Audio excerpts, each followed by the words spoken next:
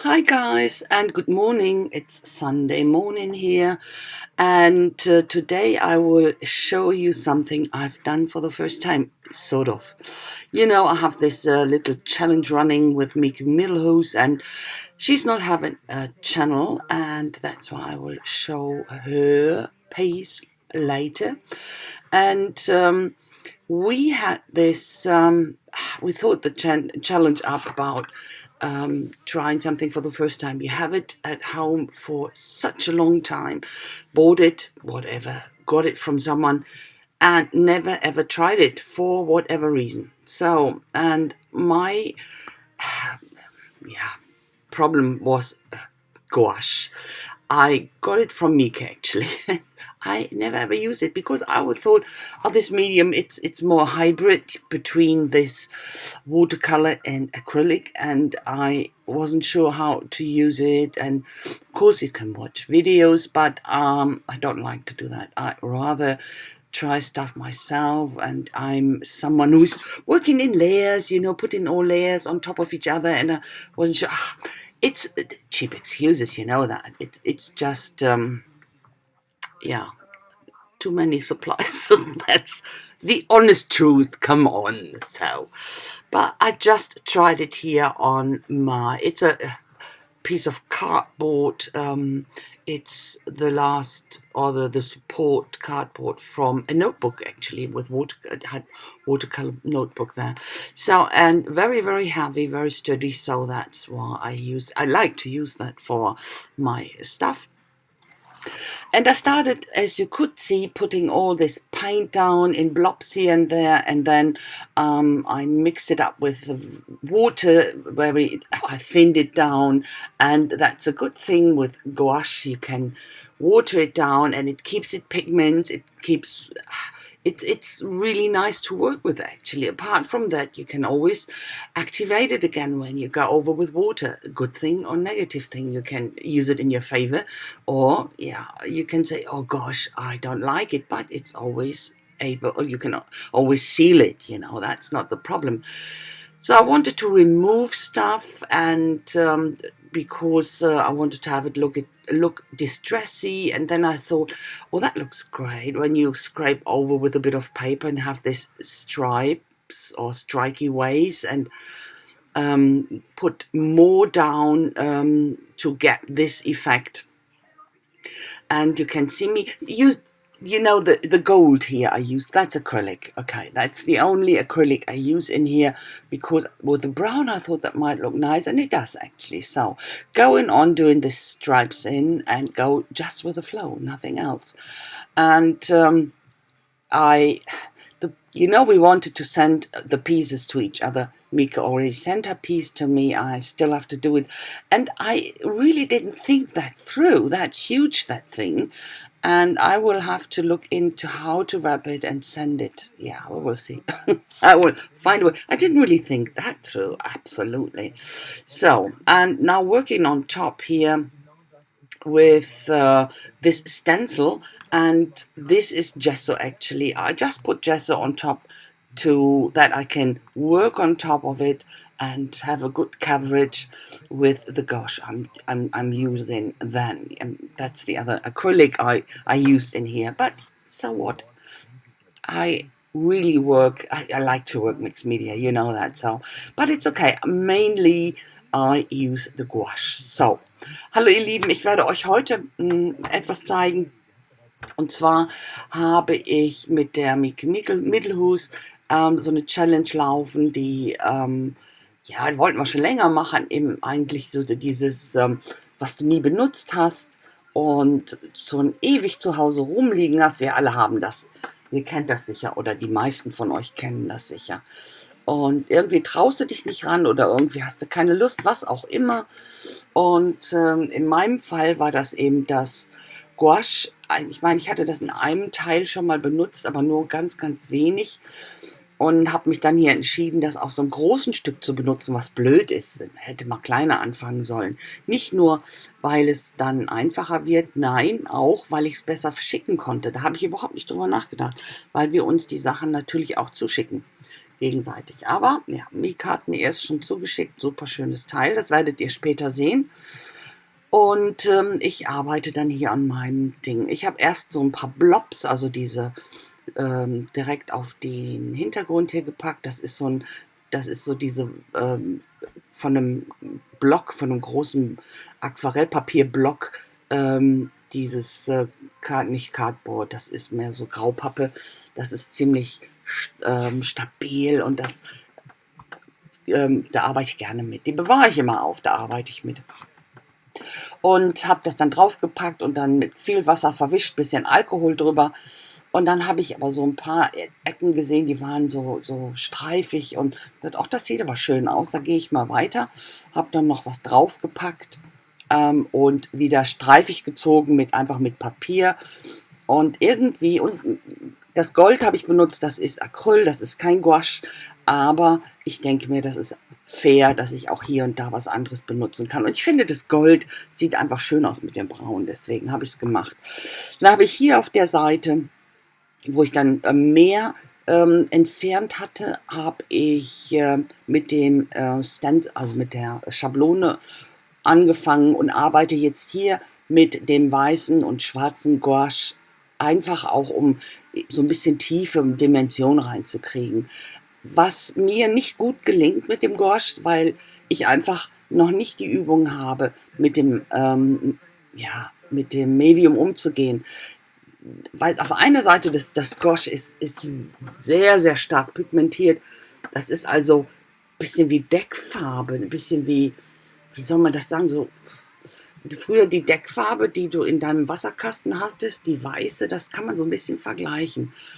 Und wenn das trocken ist und man geht mit Wasser wieder drüber, aktiviert man das wieder. Also es wird nicht hundertprozentig wie Acrylic, dass es dann trocken wird und permanent ist, sondern das kann man immer wieder aktivieren. Und wenn man das aktiviert, ist das auch direkt wieder sehr, sehr deckend. Und ich finde das auf der einen Seite sehr, sehr faszinierend, aber auf der anderen Seite eben auch recht schwierig. Allerdings, ich kenne mich mit dem Medium halt noch nicht so gut aus. Ich habe nicht damit gearbeitet und das bedarf einiger Übung. Und man kann das einfach auch nicht so benutzen, wie man seine Acrylic benutzt oder wie man seine Wasserfarben oder Aquarellfarben benutzt. Also deswegen, da muss man schon so eine Technik für sich entwickeln. Deswegen hier auf meinen Kreisen, das hat mich schon erstens mal Zeit gekostet und auch Versuche gekostet, immer wieder das Ganze ineinander zu verblenden. Das Problem ist, du nimmst immer mehr von dem Zeug, es wird immer dicker, immer pastöser und das ist schon problematisch. Aber wie gesagt, ich denke mir, da kann man drauf aufbauen. Ich finde es schon interessant als Medium, muss ich sagen. Good. You know, I put these circles on here with the stencil you could see, and working in it with white and black gouache and trying to get dimension and depth into it. Problem is that you have to work differently with gouache, you know, because it's always activated. You can activate it again when you put water on top. So that means when it has dried and you want to fix something, you are activating the whole background, and so you have to think ahead, you have to think differently. It works completely differently than acrylics, for example, or watercolors. So you need to practice with it and think ahead when you use it. So that's the reason I really... It was hard for me here with my circles. I wasn't happy at the end, but I made it somehow. You know, I go in. I didn't really, or I'm not showing the whole thing or the whole time I worked on it. That would have been far too long. But you get the picture here. You know, it's a real struggle for me, and as I just said, on one hand, I really like it. I like that you can reactivate it and work on it again. But on the other hand, it's difficult to fix a little bit of it, only a tiny space, because you're activating the whole layers, and that's what I think it's a bit of a problem for me still at the moment. Might be that I work more often with it. I doubt that. I'm not sure yet. But of course, I could watch videos how others work with it. But that's what I don't like to do. I really like to get the medium and play with it, and then find out how it reacts. So that's me. I don't like to do that. So, but at at the end, I finished it, and I'm going around here to define the lines again. And then at some stage, I thought, yeah, I didn't want to call that finished. But first, I, of course, had to protect it with this varnish. It's a spray varnish, just that I can work on it again. And when I looked at it, I thought, oh, that looks pretty much flowing like something, like water, and with circles. And that was, for me, it was screaming for fish. That's what I did. I put that here first on parchment paper because it is difficult to see lines, and I want to work with my pencil. When I wouldn't have I wouldn't be brave enough to use a permanent marker to put my lines down. So that's why I do it in this way. Put it on parchment paper first, and then go in with this tracing paper. And it's still very difficult to see the lines, but that's okay. But angle it, and depends on how the lights went onto. So I managed it. Ich habe dann hier so nur mit den Zirkeln drauf, also mit den Kreisen drauf, fand ich irgendwie so unfertig, und mit den ganzen Linien hier und mit dem Verwischten, für mich sah das irgendwie so wässrig aus, und habe gedacht, ja, das verlangt doch nach Fischen hier. Und da der Hintergrund aber schon bemalt war, oder ja, war schon so viel Dunkles drauf und sehr unruhig. Ihr habt ja gesehen, ich habe den doch versiegelt, weil sonst kannst du eben nicht drauf arbeiten. Habe ich diesen Spray-Varnish genommen. Und deswegen, für solche Sachen mache ich immer, da ich immer mit einem Bleistift gerne arbeite und nicht mit einem permanenten Stift, weil ich noch viel radieren muss, mache ich das gern so, wenn ich so einen unruhigen Hintergrund habe und dann die Linien nicht sehen kann, mache ich das erst auf Pergamentpapier, und dann mit Durchschlagpapier packe ich mir das drauf.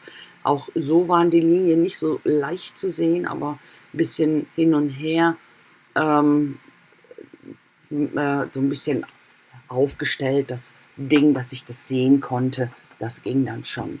So, und hier benutze ich auch wieder das Gesso, einfach um eine Oberfläche zu haben, auf der ich gut zeichnen oder malen kann mit dem Gouache wieder, damit es deckt. Allerdings muss ich im Nachhinein sagen, ich hätte das gar nicht gebraucht, weil das Gouache deckt unheimlich gut. Also man braucht es eigentlich nicht, aber das war jetzt auch wieder für mich ein Ding, das herauszufinden. Da. So, jetzt habe ich natürlich nur diese Basic-Farben und muss mir die so ein bisschen mischen auch. Aber das macht ja nichts, das kann man ja machen. Das funktioniert mit dem Gouache eigentlich ganz gut. Das hat mich auch überrascht, lässt sich sehr gut mischen. Ja. I put some gesso on the fish, as you could see, but I found out that with the gouache, it's so dense, it's so pigmented that you don't really need to do that. It really covers up everything. It's not like acrylics or so. You have a lot of acrylics, they're not opaque, and they would never ever cover up, but it's different with the gouache. It covers up perfectly, so no gesso needed. But that was one thing I learned as well. So, and I just have some basic colors, so that's why I mix a bit of a different color. I needed an orange, of course, for my fish here, and that's what I got with yellow and red, of course, and that works quite good. I just use this yellow, orange, and red here for my fish, my kois, or as we call them kois as well, but they are actually, we call them goldfish. So That's because of their color, obviously. So, and I just colorize them, and that will be my focal point. And of course, I go over several times with the medium, and I have to get my lines back, and will use just a black pencil for that, so, or a black pen, ink pen. So, and as I told you before, this is the challenge I have with Mieke Middelhuis. She's not having a channel, YouTube channel, so she sent me her piece, and I will show it to you later. I will already tell you what she did. She used oil paint she had laying around since, I think she said 15 years or so, from her father, and she tried it, and it was working. She had a thinner with it, paint thinner, and it worked. She could activate it, and it worked quite well. And she worked in a way I really, really like it. You know, it's very abstract. She did a monoprint and painted into it. It took me a while to recognize what it is, but it's absolutely fantastic, and I will show it to you before I show you my close-up. So at the moment I put some Highlights in, and I use my white gouache for that. So, ich werde euch gleich noch Miekes Stück zeigen, und zwar, sie hat keinen YouTube-Channel, und deswegen, sie hat mir das geschickt, und ich werde euch das zeigen. Sie hat mit Ölfarbe gearbeitet, die sie schon 15 Jahre, glaube ich, zu Hause hat von ihrem Vater noch. Da war auch so ein Farbverdünner dabei, den sie benutzt hat, und konnte die Farbe also wirklich super benutzen. Sie hat mit einem Monoprint gearbeitet und dann eben sehr abstrakt. Und es hat mich also eine Zeit gekostet, herauszufinden, was das ist. Ich werde euch das zeigen, bevor ich euch mein Close-up zeige. Hier die Kanten, da kommt jetzt noch eine Goldkante drumherum. Goldkante, die Gardine mit der Goldkante. Ja, ja, wer erinnert sich? Nur die alten Säcke, ja. Okay. So this is Mieke's piece here. You can see that that's, as I said, a monoprint and very abstract, but you can see clearly the face in the background. I think that's pretty interesting. So, das ist jetzt Miekes Stück, und das ist so ein Monoprint, und wie gesagt, das Gesicht sieht man doch dann relativ genau im Hintergrund. Ich finde das absolut genial. So, und das Close-up ist kommt jetzt, und yeah, that's a close-up, guys. I hope you like it, and if so, please leave me a thumbs up, and a comment would be very much appreciated. And I hope I will see you very soon with my next project. Until then, I wish you a fantastic time, and stay healthy, guys. Take care, be careful outside, and the most important thing, stay creative. Bye bye, guys. So, ihr Lieben, das ist wie gesagt das Close-up jetzt schon. Und ich hoffe, es hat euch gefallen. Wenn dem so ist, dann lasst mir doch bitte einen Daumen hoch da, und über einen Kommentar würde ich mich riesig freuen. Und ich hoffe, ich sehe euch ganz bald wieder mit meinem nächsten Projekt. Bis dahin wünsche ich euch eine schöne Zeit. Lasst es euch gut gehen. Passt bitte auf euch auf. Bleibt gesund, aber vergesst nie, bleibt kreativ. Also bis dahin, macht's gut. Tschüssi.